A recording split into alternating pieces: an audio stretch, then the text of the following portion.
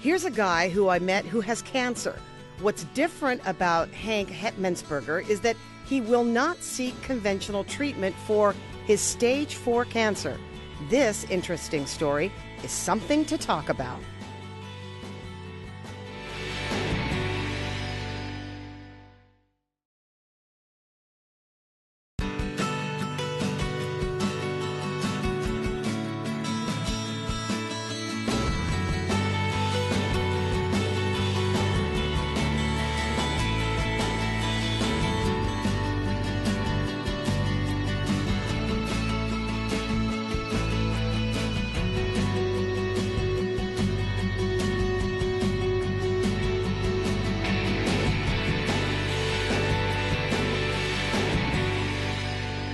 Thank you again for joining us. Here we are at King's Restaurant in our home corner in Tamuning. So happy to be here and so happy to be talking to Hank. Your story is so fascinating, and I wanted to share it with our viewers. Let's just start from the very beginning.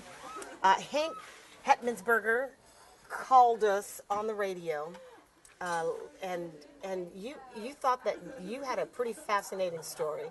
And I apparently agree, because I think you have a pretty fascinating story.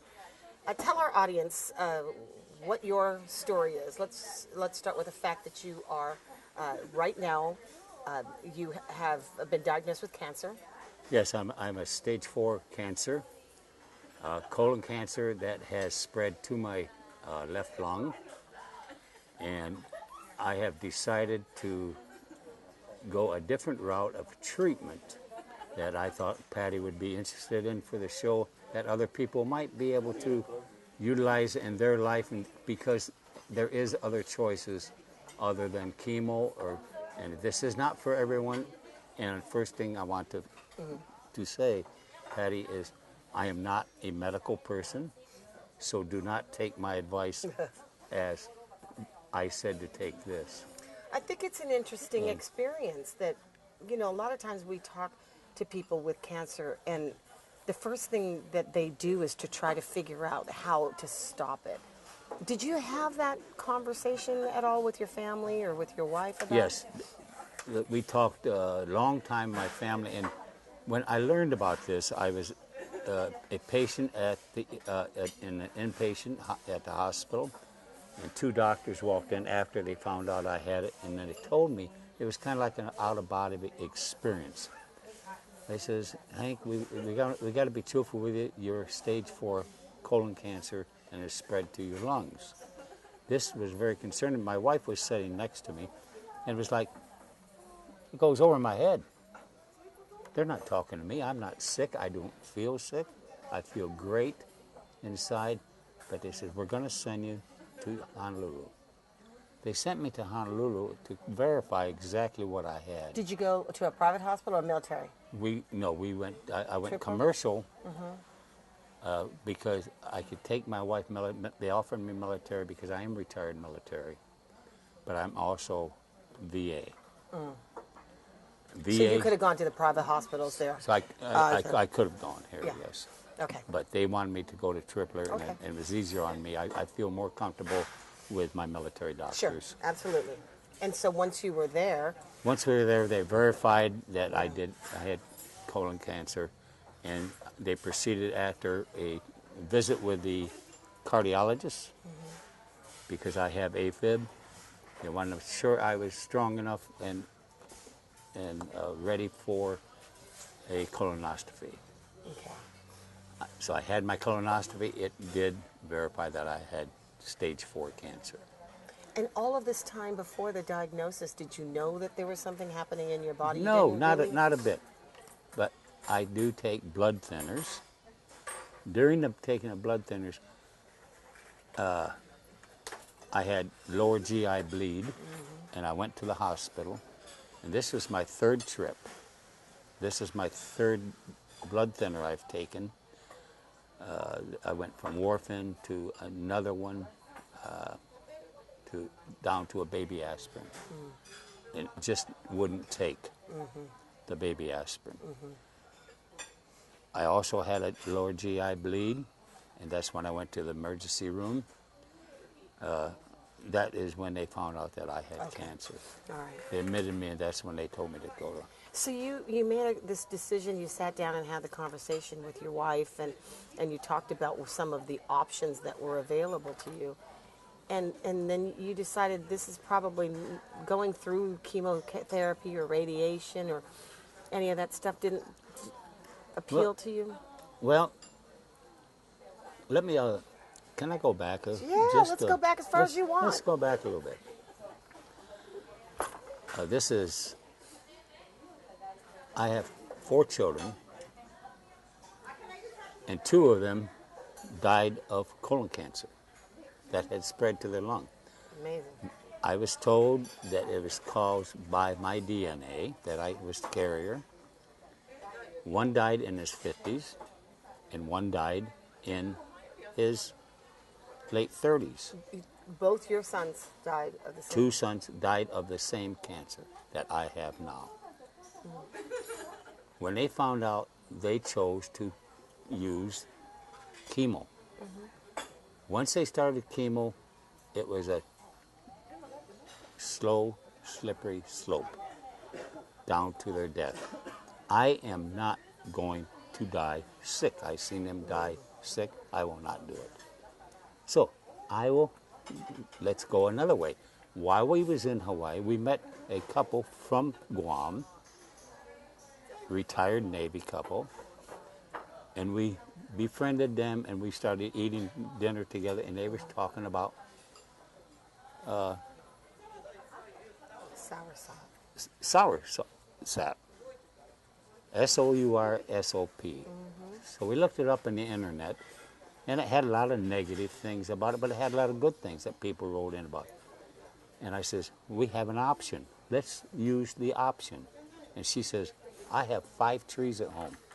Come pick them bare. So we went over. We started there. Lo and behold, we found out we had trees in our own lot. Yeah, so, Guam, we started picking. You had a pharmacy in your backyard. So we had, exactly. Wow. So We started doing, and I drink soursop. I started drinking soursop 3 months ago. When we got back. This was in May when I was diagnosed with cancer. And I take no pain pills, and I have no pain. My body feels like I'm still 50 years old. And today I am 80. I'm 80 years old. I'll be 81 in February. And that is when I plan to have my next test. Go back to my doctor and say, guess what I've been taking? She has no idea what I'm taking till after this show. she's going to find out pretty quickly. Wow. Was that a difficult decision to make after having seen what happened to your sons? Was it? It was. We called our daughter, and we called my wife's relatives here that live in Saipan, and we had relatives here, and then I had some very close people that we talked to and told them what our plans were, and of course they, being on the religious side, they prayed that I would make the right decision. So my wife and I, we talked it over and says, I'm going to go back and tell my doctor that I am not taking what has been offered by you, but I'm going on my own. I'm going to try something new. And so really the most that your doctor can do now is just sort of monitor your... She said anytime I have a pain, I just let her know. They will give me enough. They will give me pain pills. Like morphine or something, whatever. Whatever type of pain pill that they have and that they want to give. So do you have any pain? None. I have no pain since I've been taking this. I had pain before. I only took 1 pill, and then I had a patch. The patch they put on your arm controls the pain. How long ago was this? How long ago was this diagnosis made? May. Of 2016. 2016. So I've only been on it, 4 months? Did they, sometimes when they give you a prognosis like that, or they give you the diagnosis like that, especially if it's stage 4, they sort of tell you have a certain amount of time for you to, get your affairs in order if you're not going to take their recommendations for therapy. Did they say anything like that? Was there a time frame that they gave you? She was not surprised. especially since I told her about my sons. And I've seen one of them die. The other one, unfortunately could not make it back in time. And she stood up and she says, I congratulate you, and anytime you need my help, please contact me. That's pretty courageous, considering, you know, the advancement and the technology that we have today, and how we deal with cancer in this world. Yes, Well, especially Pat, in this country where you have available to you all of the resources that I'm you're. not saying chemo's all bad. Don't get me wrong. No, of I don't want course the not. people Of to course get me not. wrong. This is a personal decision. that This you is a made. personal decision of mine, but it's also something that other people can look at and say, "Is this guy? It's an yeah. Will this work for me?" But I don't want people to think Yeah. that might work for them. That might not. But the ideal thing is, I'm not going to die in pain, and I have to look at the age of people dying now. The average age is 78. I believe it rose to 78 for men. It's a little higher for women in the 81, 82. I'm almost at that age of over 80. So I've lived a full life and a fun life. Well, I'll tell you what we're going to do. We're going to go back and find out what that kind of life was. This is Hank. That's his decision. We want to track Hank. We want to follow him. And he'll be a regular guest on Something to Talk About over the next months. And we'll have enjoy the conversation. We want to find out a little bit more about him personally. You willing to tell these stories about your fun times there, Mr. Hank? Oh, Okay. I can tell you some. We need to take a break for this one. We'll be right back.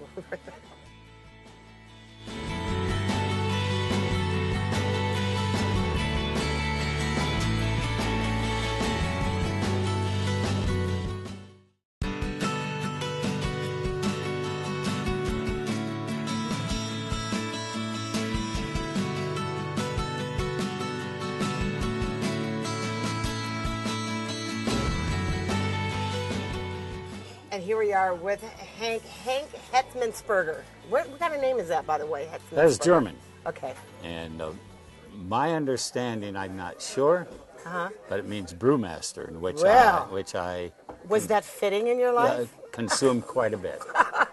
Okay. First of all, you where were you from originally? Originally, I was born in Indiana, and my father's work took us to Michigan when I was in the 8th grade, and then he moved to the family down to Ohio on Lake Erie, right on the lake, right on the Pennsylvania and Ohio line, up in Lake Erie, right on the lake, outside of Cleveland, about 60 miles east. Okay. The minute I got out of high school, I left home and went in the military. What branch? Air Force. All right. 23 Give me years. some of that on the Air Force, by the Okay. way. All right. 23 years later, I departed. Wow. But I've been around the world about 3 times. My present wife I have taken and showed her some of the places where I live. And one specifically was I had a very wonderful, I had some terrible assignments, but I've also had some good assignments. Ethiopia and Kenya. And then I retired in Athens, Greece. Wow. But You I've had retired. some, Then how did we come all the way around here? I moved from Athens after all my children graduated from overseas schools, high schools, went to college, and we came back when they were finishing up college. We decided to come back, and we moved to California. Wow. I couldn't take the States because of the traffic and stuff like that. This was something in my mind. I'm not ready to settle down. But the Air Force was ready to send me someplace else without an unaccompanied tour. And I decided, well, I have enough years and I would set my retirement. So I retired. Now I went to work in the hospital business and in the administration area because of my management skills and my management style. And I put over 20 years in the hospital and retired from the hospital business. Oh, my. And brought me out here. A friend of mine heard about a hospital opening, and went back to Saudi Arabia in Jeddah and also Tabuk, by the Jordanian border. Opened 2 new hospitals there. And a friend of mine went to Saipan and said, I'm going to open a new hospital in Saipan. Him and his wife went to Saipan at the Commonwealth Health Center. He called me one day because our company lost the contract in Saudi Arabia, so I came home playing golf every day, and my wife said, you got to get a job. So we went to Saipan. He called me, and I accepted a position in Saipan. And it was a 2-year contract, and I ended up spending 11 years. Wow. Went back to Hawaii with now my new wife. So and Brought you to Guam. Brought you to Guam. Is she Chamorro? We've been together. My wife is Pingalapis, Okay. which is on the other side of Ponape. Yes. So she brought you. You decided then to move to Guam, and how long Her have you been family out? is migrated from Pingalap to Saipan for educational purposes. And then she went back to school and got her master's degree in special education and social work. Wow. So how long have you lived on Guam? And we've been here, we've been together 25 years, and we've lived over here 8 years. Okay. And this is home? Right now it's home. This is where you're. I'm finished. This is where you have settled. I'm finished moving around. I like the Well, lucky us. I mean, you Yeah, had the all your medical- pick of 3 times around the world, and you I picked got Guam. the best of the medical. I was in Hawaii, but I was living on the Big Island. Yeah. Anything big that happened to me, I'd have to go to Yeah. to Oahu. Oahu, yeah. So this is what brought me here. Yeah. Your life then here is good. I love it. I love the weather. I would never shovel snow again in my life. Yeah, that's the good. That's what you can look forward to. So, And every day that I mean, you're retired now. Your wife is still working as a social yes, my wife. worker, right? My wife works for the. So you're just sort of living a lap of luxury, just kind of, Yes. hanging out and I love it. calling the radio stations and, meeting me here at King's. Nah, I do. I exercise daily. That's Yeah. one thing you have to do. Yeah. You exercise. I exercise. I try to swim 2 hours a day, and I try to do that. How much of this do you attribute to, the attitude of your decisions? I mean, you have to have an attitude and a confidence, and you've got to be settled with yourself, Well, right? first off, you have to say you're not sick, Yeah, exactly. and I am not sick. I do not feel sick. I don't know what's happening inside. I have no idea.